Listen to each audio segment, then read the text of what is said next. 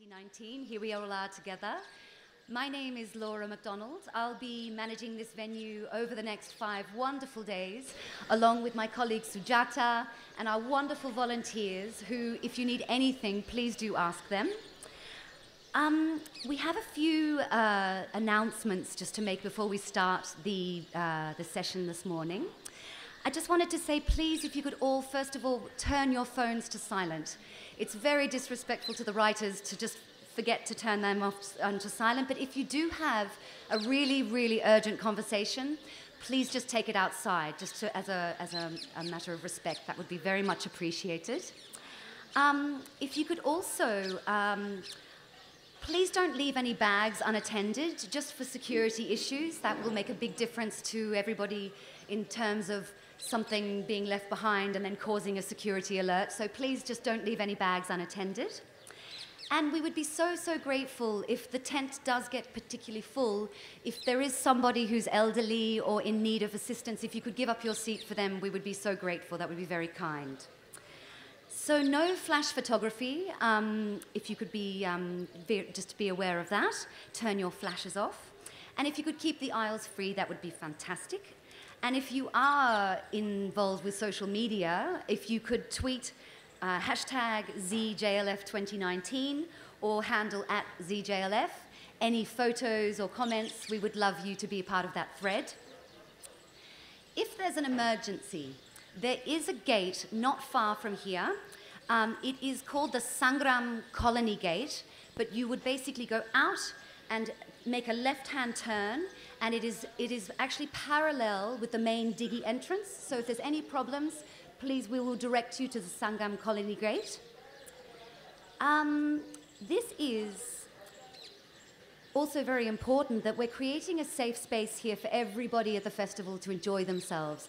So if there's any problems with harassment, it will not be tolerated, and there are police stationed and there's around the festival, and there is a help desk at the entrance, so feel free, if you do feel strongly, to go and report something to them.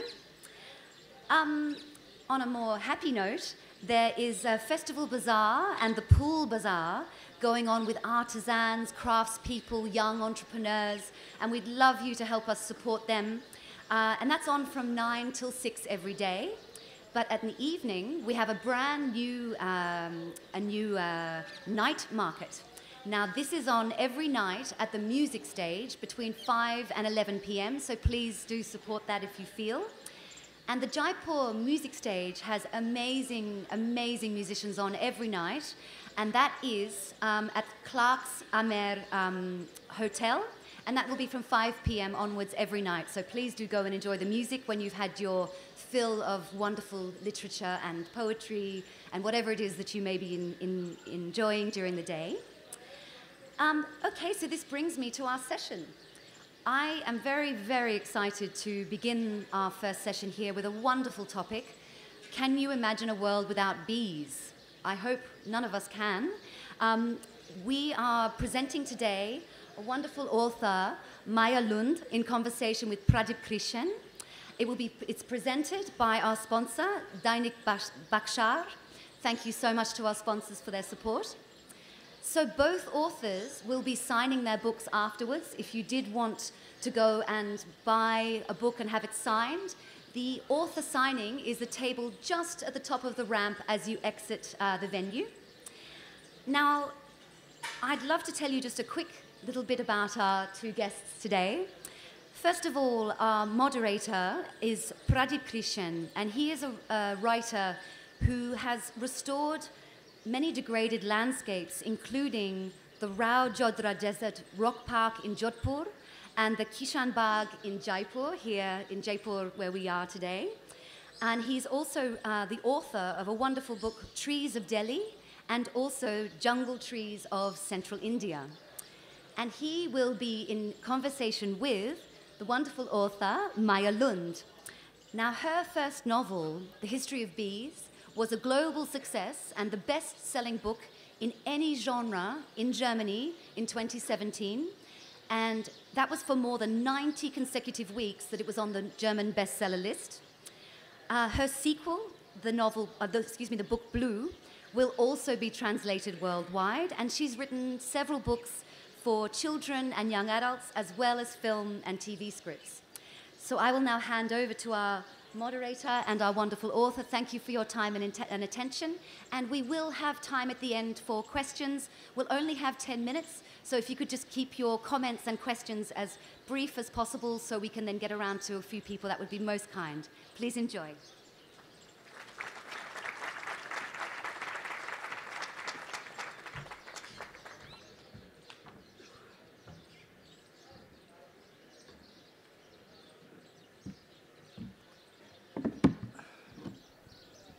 Hello, everybody, and welcome to the first session here, and welcome, Maya, to India and to JLF. Thank you. Thank you so much for bringing to us this wonderful book that I read with so much enjoyment. One of the things that struck me first when I was reading it, Maya, was this. Your book begins in the year 2098, almost a century from now. And there's this very unsettling account of people in China sitting up and hand-pollinating trees because there are no bees left. It's a very, very frightening scene because you have all these people who are being closely supervised, hand-pollinating every single flower that they have, because there is nothing left to pollinate them. And you say something, if I'm quoting you right, you say, being pioneers in pollution, we became excellent at pollination. And my thought first went, my God, if there are pioneers in pollution, maybe it's us rather than the Chinese. But it was fascinating to see this very bleak picture of what the future might look like. Do you want to elaborate on that and what, how you think of China in the future? Well, I started with a question for this future scenario, which is approximately 1/3 of the book. And the question was, how will the world be without bees? And as you probably know, the bees don't only give us honey, but they also give us most of our vegetables and fruits and cotton and alfalfa, which cows eat, for example. A lot of plants, for a lot of plants, we need them to pollinate to get the stuff we eat. So a world without bees is a very bleak world. And then I started to research, and I saw several documentaries about colony collapse disorder and the fact that the bees are actually threatened. They are disappearing all over the world, and all kinds of insects are. For example, in Germany, they have had like 70% decline of wild insects for the last 15 years. 75%, that's dramatic. And then I found a story about China, about the Sichuan province in China. They actually lost their bees in the 1980s due to pesticides. And they have a big fruit industry there, but all the pollinating insects were gone, so they were actually forced to climb up into the trees and hand pollinate and brush the flowers with the pollen. And it proved quite efficient, actually. The trees gave a lot of fruit, so they continued doing that, even though the insects eventually came back. And they still do. So if you Google hand pollination China, you will see some really scary but also beautiful pictures of people in the trees with small brushes hand pollinating. And there I had the start for my novel, and therefore my novel is set in China, and therefore China who was and are still pollinating a lot now, having a lot of pollution also, were pioneers in pollination. there are actually three separate strands in time to Maya's novel. One is China in 2098. One is Middle America in 1851, is it? 1851. 51, 50. And the third is England, roughly contemporary. But the Chinese story actually has a very interesting twist, because a young boy goes with his parents to the edge of a forest, and he disappears around the corner, and he gets bitten by a bee, gets stung by a bee, and he goes into anaphylactic shock and is whisked away and taken away to hospital and then disappears. And the mother then follows him to Beijing. And the image of Beijing in the future is also very, very frightening. Do you relate what is happening in Beijing to the bees at all? Well, this is supposed... it's been a collapse. Mm-hmm. Because when the pollinating insects disappear, people don't have enough food anymore, and everything sort of breaks down. And people are forced to move to the countryside and be farmers to actually have not enough to eat. And technology and everything is just... It's a post-technological society, and big cities also break down. So this is a deserted city in the future. And it's a scary place, yes. So it was kind of... if the insects disappear, these kinds of scenarios will... It was about looking at how the smallest things on Earth are so important to us, and we seldom realize. We just take them for granted, all these elements of the planet that are working all the time. They are working, and we don't see it, and we don't really appreciate it. But we need them. Without them, we are actually doomed. You know, we heard a very scary story in India about a large consignment of honey that was sent from China to Germany about 8 years ago. And most European countries now have very stringent testing of honey for antibiotics. They don't permit antibiotics above a certain level to enter their country. And the Chinese honey was tested, and it was found to be several times higher than the permissible limit of antibiotics. And so the Germans said, you have to take this back. We're not going to accept this honey. And the Chinese said, any takers for some cheap honey? Guess where the honey went? It came here. It was bought by an unnamed Indian company, and this honey is now circulating and probably irrigating our digestive system. So it's a very, very frightening scenario. Coming back to England, contemporary England in your novel, and contemporary U.S. Sorry, contemporary U.S. and England, 1851. Do you want to talk a little bit about how you have this surprise connection between the two that you make sort of halfway through the book, but do you want to just talk about that a little bit? Well, I don't want to spoil all the connections, actually, since people might want to read the book. But, well, this is the past story is actually started with a question too. How did we get where we are today? How come the world is... How come we're facing these issues, and how come we are not able to take better care of our planets and care of our insects? And to look to try to answer, I went back in time to the start of modern beekeeping. And there is my story. It's about William. He's a biologist, and he lives in the UK in 1851-52.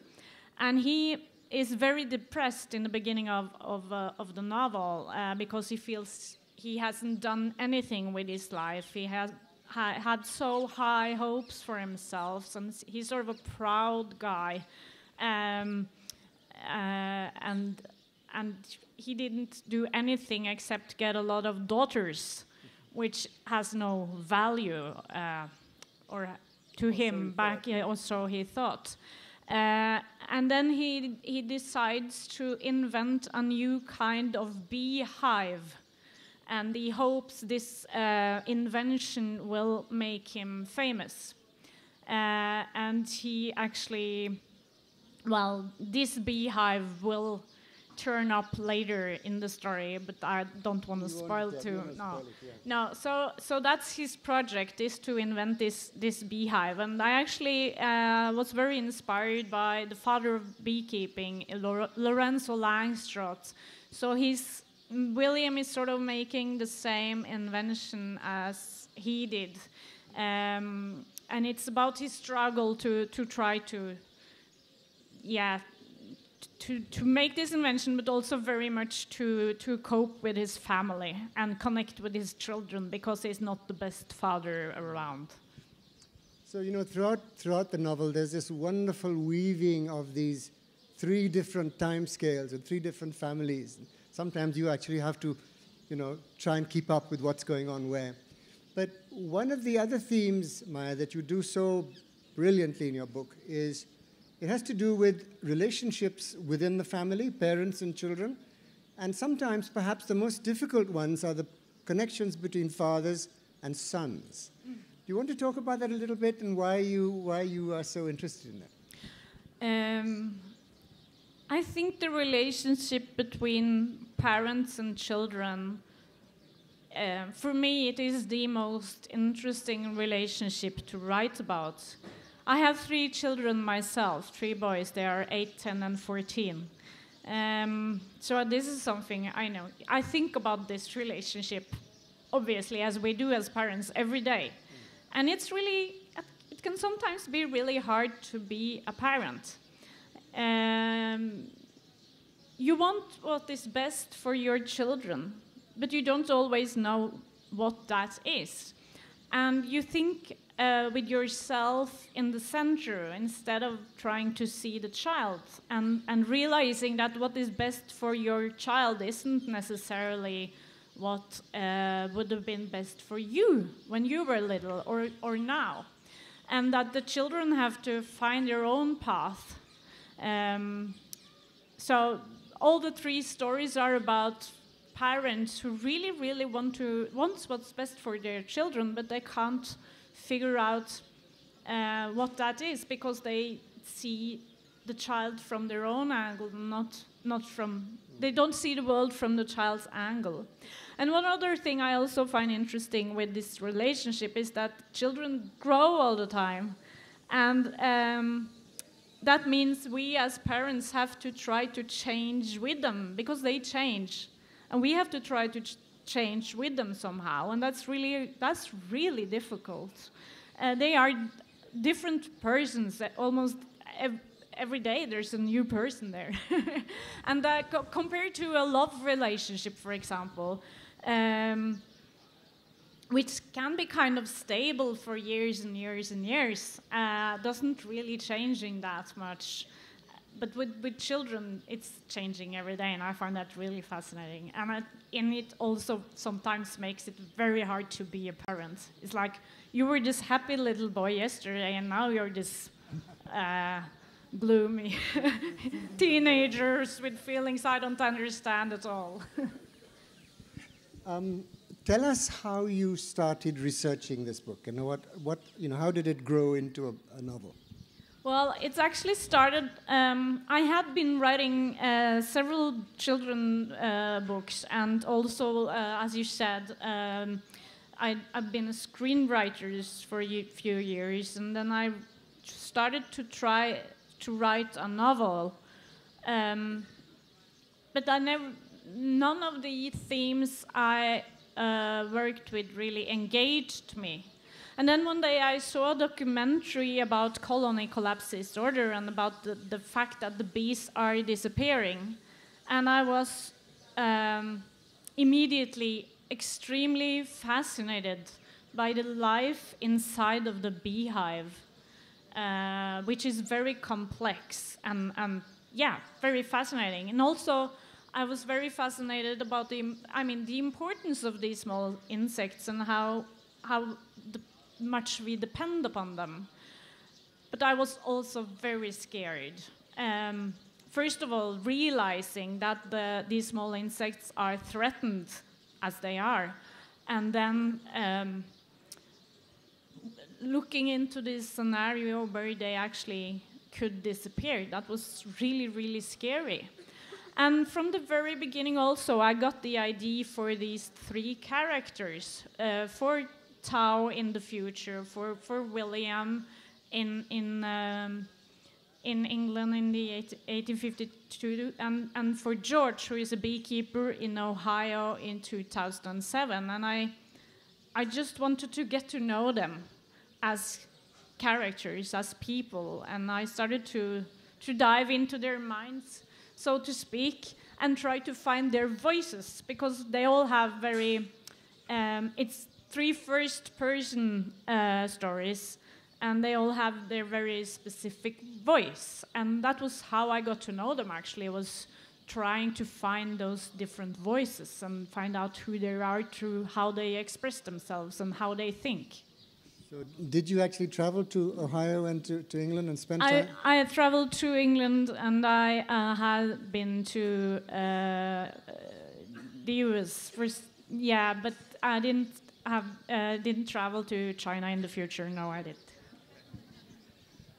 Tell us a little bit about your plans for your next novel, and you know, and how because you are planning to expand this into a much larger tapestry. Yes, this is actually the first book of a quartet, the first of 4 books, and the second book is already out in several countries. It's called Blue, or Blå in Norwegian. The English title will be The End of the Ocean, and I think it will be out here in the end of 2019 or maybe early 2020. I'm not sure yet. But it will come on the two more.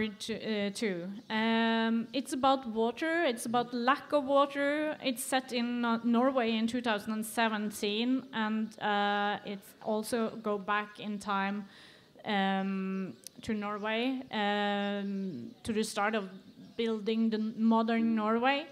It has a lot of fjords, glaciers, nature. The Norwegian nature is very important in that book.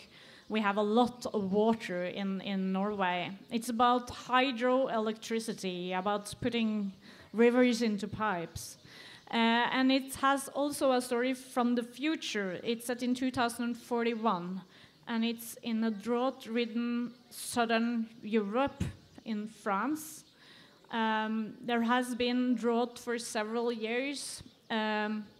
We haven't been able to stop global warming, and we now see the results of that. So all over Southern Europe, people are fleeing, and it's about a young dad and his little daughter escaping fire and drought and trying to connect with the rest of the family. And it's it's also a very bleak scenario.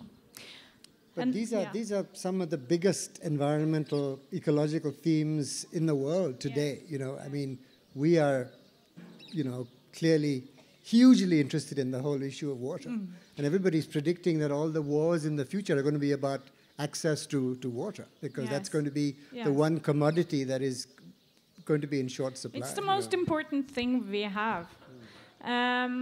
I guess that's why the Norwegian title is Blå, blue. It's the color of water. And one of the main characters, when she's little, she thinks she doesn't understand why the world is called the Earth, because our planet, because it should be called the water. And when you see the planet from above, it's blue.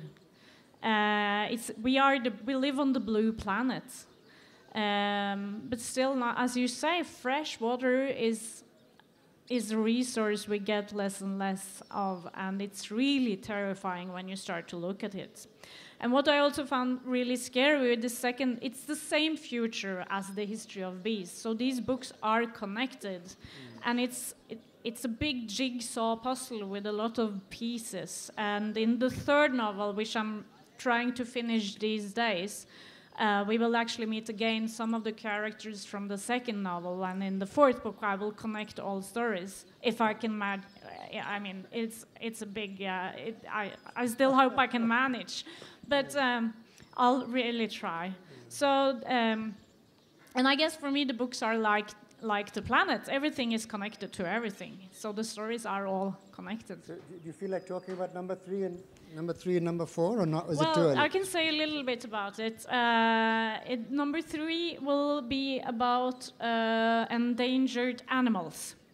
And it will be about the human animal. We are animals too, and we tend to forget that. We set ourselves above all other species on the planet and find ourselves better than them. But we are just one of them, actually. And it will be set in Russia in 1882, and in Mongolia in 1992, and in Norway in 2064. And the fourth book will be about, which I know you are interested in, everything that grows, everything that's green, plants, trees, seed. So, and it will be set after the history of bees, the future story, so there it all will all be connected. How long will we survive as a race, the human beings? I don't want to answer that. No, but one can definitely question it. Yes, yes. So we are not doing our best to survive. So this is an absolutely huge canvas, huge. I mean, it's Yes. massive. And you've been a screenwriter, a film writer. Are you converting these, any of them into? Are you hoping to make some of them into films? I am. I will sell the rights to the whole quartet. Yes, I am in a process of doing that. But it's still not official, so don't tell anyone. But but it's. But the writer will still be you, will it? No, I don't. I will not write. You won't No, write. it's too much, because it will be a series. And to write a series, usually they use several screenwriters, and it's a full job for years and years to come. So I really have to prioritize writing the books. Yeah. So tell us a little bit about the business of, writing your first novel and then going through the business of becoming a celebrated novelist who's translated into all these languages. How many of the translations were you actually able to read yourself and evaluate and influence? Well, I'm only able to read English, Danish, and Swedish. So yeah, then there's 32 languages left, which I'm not able to read. And I just have to trust the translation, the publishing houses and the translators, and hope they do their best to take care of these 3 different voices and to try to. Norwegian is a very flexible language with a lot of choices when it comes to grammar. And in other languages, you have to find another way to do that. So I have to trust that, the translations actually do that in a good way for their language. And the first language was German that it got translated into, was No, it? the first was actually Polish. It was Polish. Yeah. But Germany was the big place where the novel Germany made has its... been, and Poland too, and a lot of other countries. It has done very well. So it's and this is of course the book. The book definitely changed my life, and I think being able to speak about this theme and the immense issues we're dealing with right now in so many countries make me really grateful. So I feel like the book is more than the book. It's more than a personal success. For me, it's to be able to do that, to go around and talk to media about the big issues we're dealing with today, it really makes me grateful. I can't really think of too many fictionalized works that deal with these themes in the English language. there's a lot of documentary work and a lot of scientific work, you know, and but the fact that that this is fiction and that it's been received so widely and so avidly does say something about people's, you know, desire to listen, to hear these things. Yes, I think so understand too. them. And when I was writing it, I was like, oh, I'm probably the only one who finds this interesting. And I just wrote it because I really needed to write it. It was like when I first got the idea for the book, it was no turning back. I just had an enormous energy and I was diving into it. I had to do a tremendous lot of research for the book because it's so filled with facts. And I had not only about bees and beekeeping, which I didn't know anything about when I started, but also, I mean, how did they live in England in 1852? What kind of, all these small details. I mean, the main character, he has a cup on his table. What is it made of? Is it made of tin? Is it made of glass? All these kinds of small, devil is in the details, you know. That's right. Yeah. So, but I learned a lot from that too. And I think that people are interested and they want to learn more. And looking at insects, for me at least, and I think a lot of readers also feel the same, and they tell me they feel the same, that climate changes and environmental issues can feel a bit abstract. It can feel like something that isn't close to us. But insects, we have them in our own garden. The birds we'll listen to right now, they eat insects. They are here all the time. And it's something you see and hear all the time, and it's very close. And so I think that's also some part of why people could relate to it somehow. Last week, somebody sent me a Facebook post by a Danish writer. And the Danish writer was saying that, you know, we used to drive a particular stretch near the ocean, and our windscreens would be covered with insects that had come and dashed themselves against the windscreen and died. And he said this used to be 20 years ago, but now we have clean windscreens. Yes. And obviously this was a lament. But to what extent, Maya, are you hopeful that we will be able to find solutions to all these desperately huge, you know, problems? I'm hopeful or optimistic every second day, and I'm pessimistic every second day. After the latest report, the latest UN report that came before Christmas, it felt bleak, because we now have only 11 years to stop global warming. And we really need to do so much more than we do. And that's, so I feel my pessimism is rising, unfortunately, but I still try to keep my hope and try to look at all the good things that actually happened. And also, I think one of the biggest questions, the biggest question for these books, the whole 4 books, is it's about us, it's about the human animal.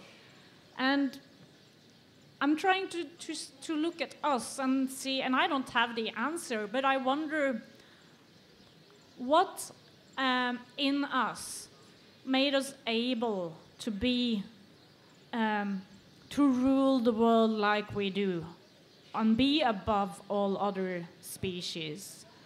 And is there something in us that we can also use to save the planet? Do we have it? Or are we just too driven by our instinct who tells us that we should just, you know, get more and more because we are still hunters and collectors somehow in our brain? Is that all that drives us, or do we have it in us to be wise enough and smart enough to actually to deal with this problem in a good way, and to realize we are not the only one living here? I don't have the answer. I agree with you completely. I think that part of the problem is that when these questions are posed as huge abstract questions, they're also that much more difficult to grasp and therefore address. And when you fictionalize it and make it about people and their lives, that's that much easier to understand. So for all the young people in the audience, I hope you buy this book and read it, because it really is about very, very important things for our time.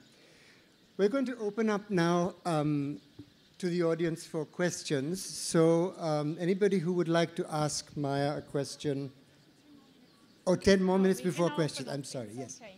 It's okay if you open. It's okay to open up? Yeah. Okay, we will open up now then. So do we have a mic that will go around if necessary? All right. Anything else you want to talk about, Maya, while we get the mics ready? Well, I didn't say much about George. He's the last character of the novel. And he is a beekeeper in Ohio in 2007. And in 2007, this colony collapse disorder actually got its name, because then beekeepers all over the United States started to lose their bees. And the bees didn't just disappear over some time, they disappeared overnight. So you can have this good working beehive one day, and the second day the beekeeper would open it and the bees would all be gone. And the only one left would be the larvae and the queen. So the worker bees actually left mother and the babies.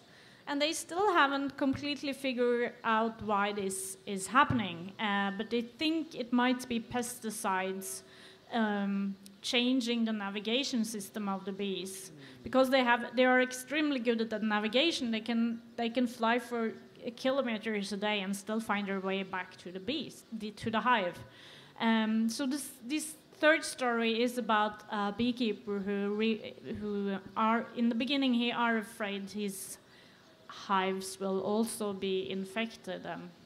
I won't spoil too much, of course, but yeah, he will have a disaster in his life. And it's also very much about him and his only son. He wants his son to take over the farm and be a beekeeper like he is, and his father were before him.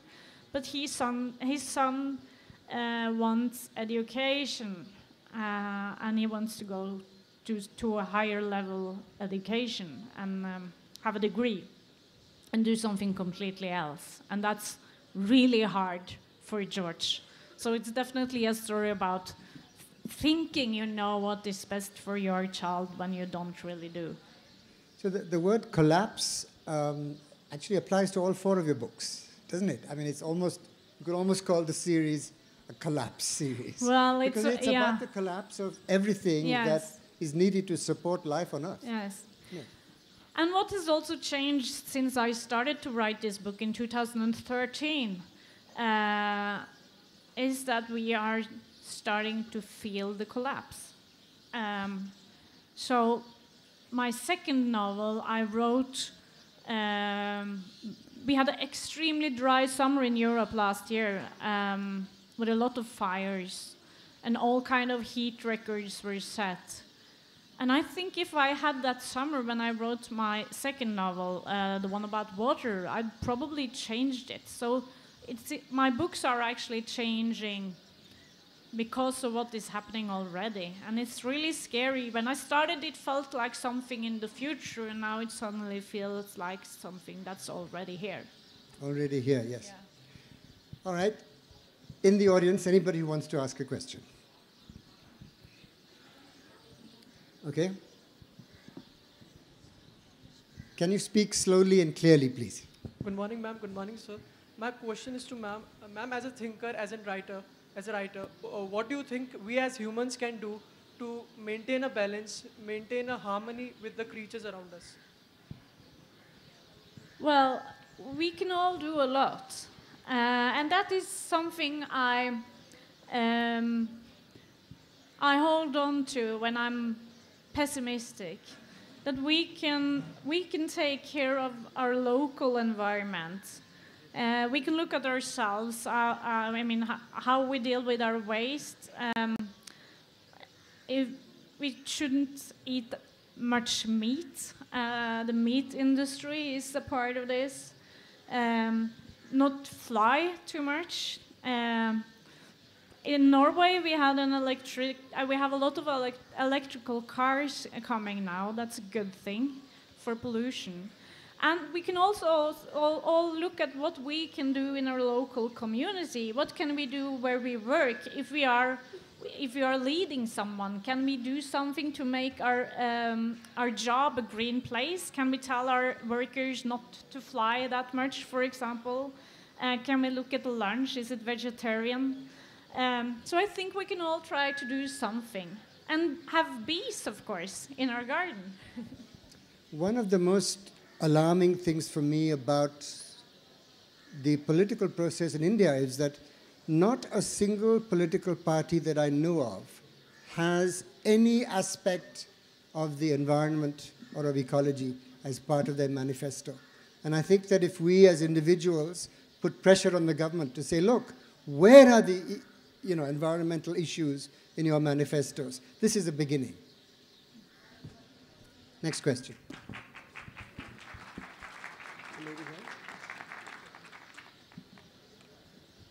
Hi, good morning.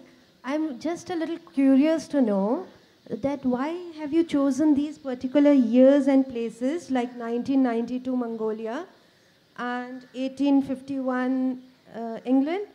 Is there a reason behind these years and the places? Yes, in my first novel, 1851-52, that is because I am very much inspired by the actual invention of the first beehive, the first modern beehive. So I put, and this a quite similar beehive was actually invented from several people at the same time back then, but they didn't know about each other because, I mean, communication wasn't the same as it is today.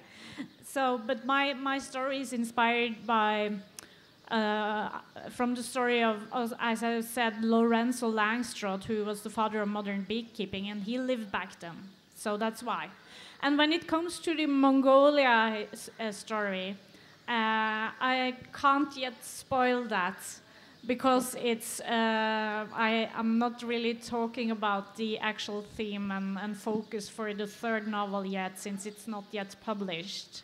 And the second novel, The End of the Ocean, is set in Norway today, and it goes back to the start of modern. We have a lot of hydroelectricity in Norway and big plants, so it's about that as well, about Norway, and so it's set in those years where that started to develop. Yeah. So I use actual events a lot, and I use history a lot, and I get my inspiration from that, and trying to make all the actual details as accurate as I can, and research and using consultants and reading and stuff like that is really important for me when I write. The books are they are definitely fiction, and a lot of people feel they are page turners. They need to read them really quick, but they are also filled with facts.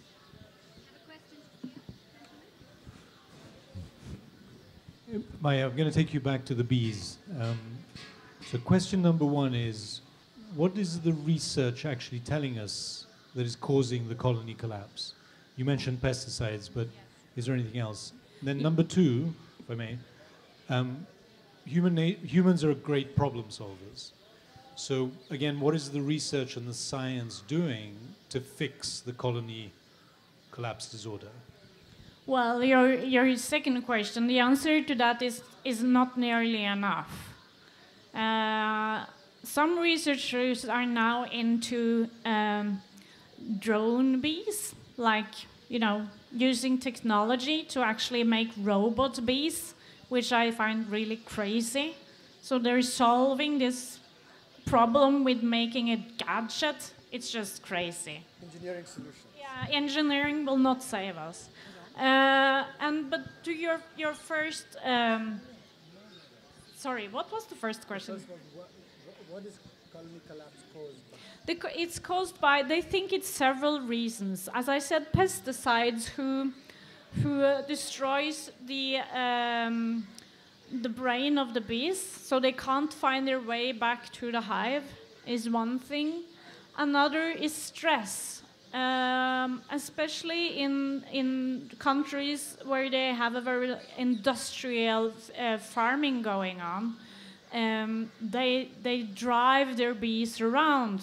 American farming, for example, is completely dependent on driving beehives around, millions of bees, taking from one place to the others. It's like it's oranges in Florida 1 month, and it's another fruit in California a second month. So the bees are only being moved from place to place all the time, and only 1 month they might have at the farm where they actually should stay. So they think stress is a part of it too. And there's also a lot of illnesses. Bees have a lot of different illnesses and a specific larva that can also hit them quite hard. So it's several reasons. And of course, global warming and climate changes is a big thing, because the bees, when the weather is changing all the time and is unpredictable, the bees are completely confused. They don't know which time of year it is. So they hate climate changes, they hate weather records, and they don't go out when it rains. So extreme rain is hard for them. Cold winter is really hard for them. Extreme heat is hard for them. So it's a complex picture. Hi.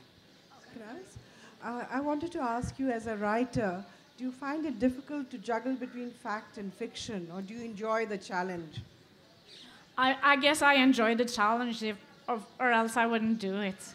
And sometimes I can hate myself because it feels like I can't write a sentence without having to check something. But I also I'm sort of nerdy. I really like to learn, and it's so I guess it also drives me, learning more. And I really love novels where I learn something and also get a good story. So I guess that's why I write these kinds of novels myself too. Question on the left. Hello. You concentrate on commercial honeybees. I wonder if you touch at all upon all the other pollinators that are actually more effective at pollination than commercial honeybees. That's a good question, and it's definitely part of the book too. It's not only the commercial bees that disappear, it's the pollinating insects. And we are the tame bees, the bees that are kept by beekeepers, are only a fragment of our pollinating insects. And the threat we see now is for all the insects. Bumblebees, for example, and a lot of other insects too that do pollinate. And there are also some plants have very specific insects that are the only ones that actually pollinate them, and especially these small species that are small groups, they are the ones that are disappearing rapidly, and we don't even have control over that because we don't focus on them, because it's just one small species, and they're only at this specific spot in the world, and that's worrying me even more. That's all those species that are just going away under the radar and no one actually cares about it. The world is getting poorer.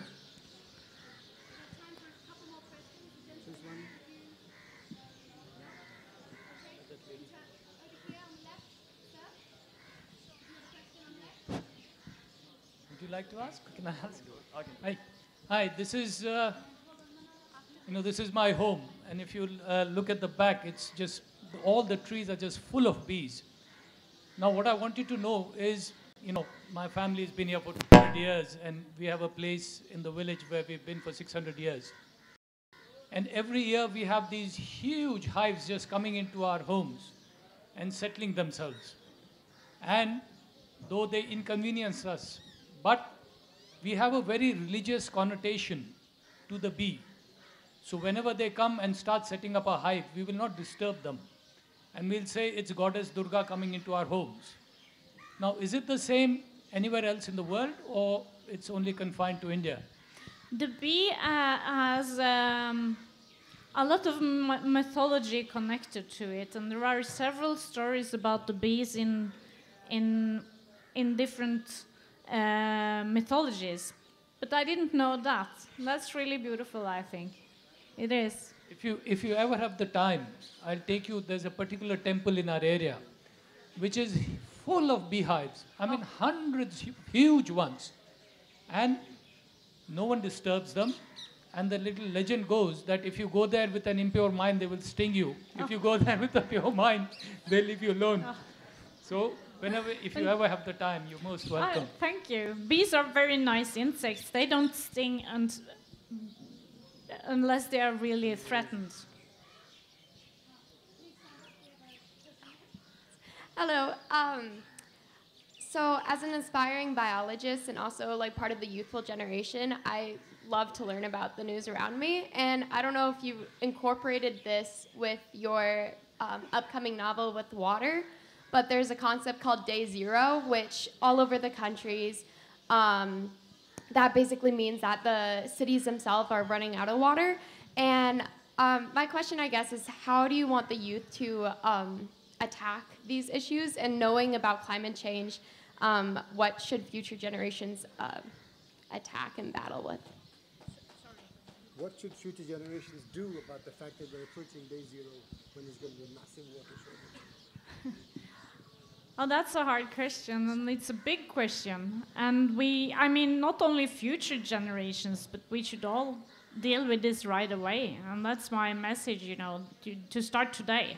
We should have started 20 years ago, 30 years ago. We are way too late already. So, when it comes to water and lack of water, we all know we should spare our resources much harder than we do. But we should also, global warming is a big part of that. And drought and winters with no rain. So to stop global warming is probably the most important thing to do.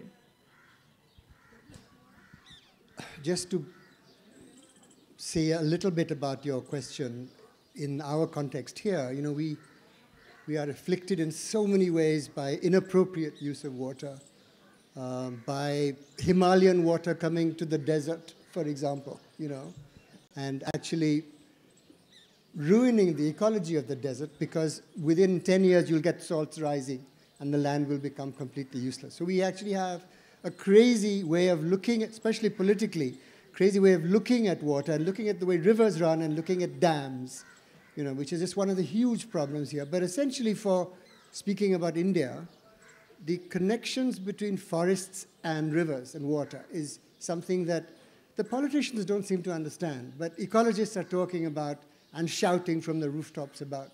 So that's our big issue really here in this country now.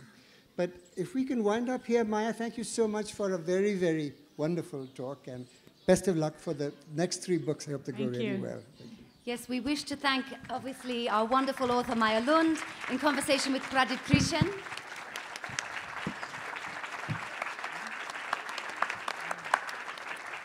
We'd also like to say thank you to our presenting sponsor, Dainik Bhaskar. And I'm sorry there wasn't time for more questions. Please feel free to carry the discussions on afterwards. We would love to present you both with a scarf to say thank you for your time. And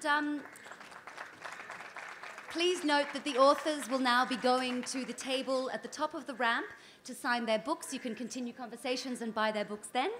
And please help us, if you could, by taking your rubbish. There's a big bin right at the entrance. If you wouldn't mind just popping it in there, we would so appreciate it. Thank you so much for your time.